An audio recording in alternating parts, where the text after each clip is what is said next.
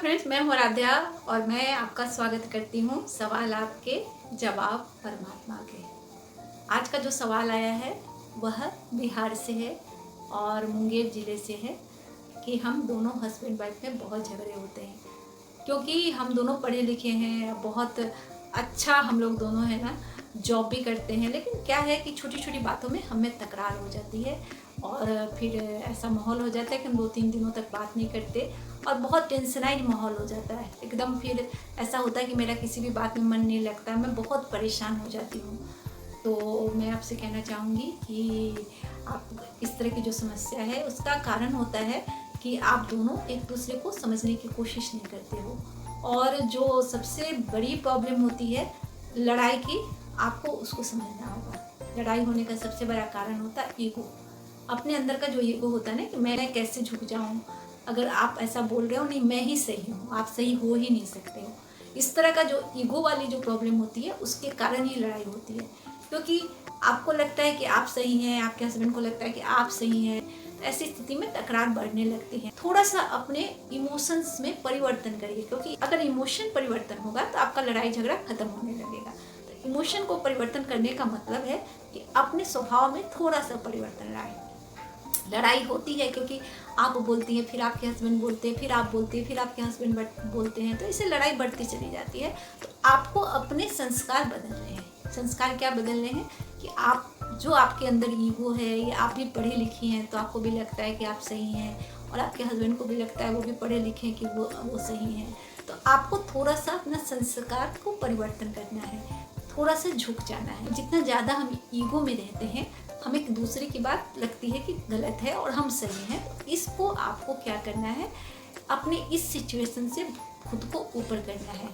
अगर आप चाहती हैं कि आपके घर में शांति हो, आप में लड़ाई नहीं हो, तो आप धीरे धीरे अपने मन को समझाने की कोशिश कीजिए कि ठीक है, मुझे चुप रह जाना, कोई बात नहीं है।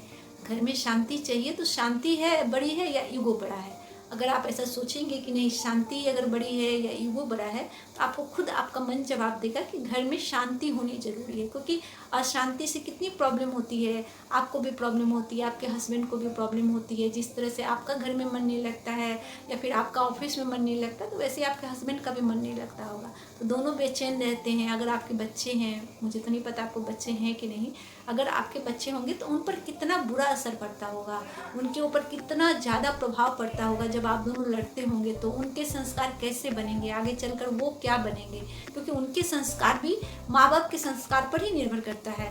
अगर आप लड़ोगे तो उनके अंदर कमजोरी आएगी, वही संस्कार कल उनके बीच भी डेवलप होगा और आगे चलकर वो भी ऐसे ही लड़ेंगे अपनी फैमिली में।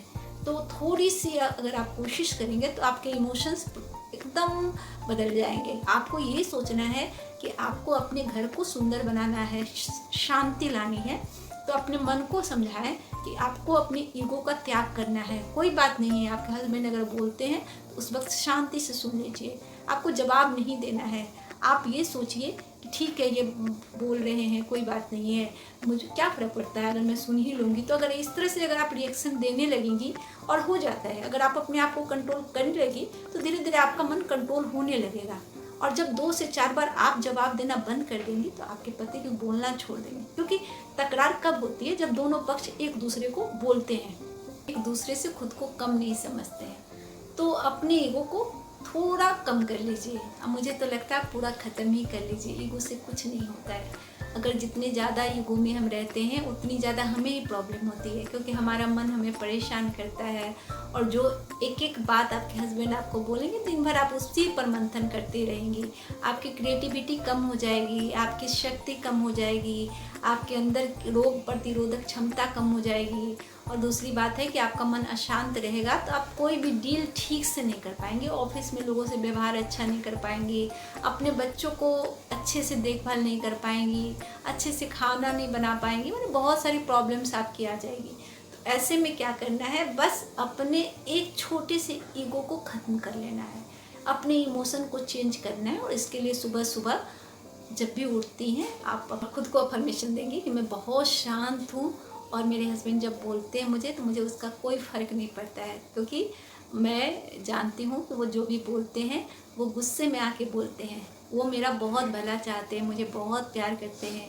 इसलिए अगर इस तरह से आप अपने मन को अफर्मेट करेंगी कि तो धीरे धीरे आपका मन समझने लगेगा। आपको अपने मन को समझाना है कि आपके लिए घर की शांति और सुख ज़्यादा ज़रूरी है, बच्चों का भविष्य ज़्यादा ज़रूरी है, अपना ईगो ज़रूरी नहीं है। अगर ऐसा अपने मन को समझाएंगी तो धीरे धीरे बहुत जल्दी आपका मन समझ जाएगा और आपका मन शांत हो जाएगा। फिर आपके हस्बैंड अगर बोलेंगे भी तो आपके मुंह से आवाज़ नहीं निकलेगी, आप चुपचाप मुस्कुराती रहेंगी। कोई बोलना शुरू करे ना तो वहाँ से हट जाइए। जैसे ही वहाँ से हटेंगी अपने रूम में चले जाइए या दूसरे रूम में चले जाइए, तो वो खुद ही शांत हो जाएंगे। क्योंकि आपके पीछे पीछे मान लीजिए आते भी हैं तो आप अपना चुपचाप बैठ के हम मुस्कुराते रहिए, आपकी मुस्कुराहट से वो खुद ही शांत हो जाएंगे। 2 से 4 बार ऐसा होगा, 5वीं बार में उनका बोलना बंद हो जाएगा। तो अपने संस्कार को परिवर्तन करके, अपने ईगो को ख़त्म करके, अपनी एक्टिविटीज़ को थोड़ा सा चेंज करके आप अपने घर में सुख और शांति ला सकती है। और यह ज्ञान मेरा नहीं है, परमात्मा का दिया हुआ ज्ञान है, ईश्वरीय ज्ञान है। क्योंकि मुझे जो ज्ञान मैं मुरली पढ़ती हूँ उसी से मुझे ये ज्ञान आता है, मैंने भी उसी से सीखा है। तो आपको जो परमात्मा का ज्ञान मिला है उसे फॉलो कीजिए, परमात्मा की याद में रहें। जितना देर झगड़े में बिताती है उतना देर अगर भगवान को याद करेंगी तो बहुत सारे गुण आ जाएंगे आप में और आपका मन चित्त बिल्कुल शांत हो जाएगा, निडर हो जाएंगी आप और आपका जीवन सुंदर हो जाएगा, आपका परिवार सुंदर हो जाएगा, आपके बच्चों का भविष्य सुंदर हो जाएगा। मुझे लगता है कि आप इस ज्ञान को ज़रूर फॉलो करेंगी और बहुत खुश रहेंगी।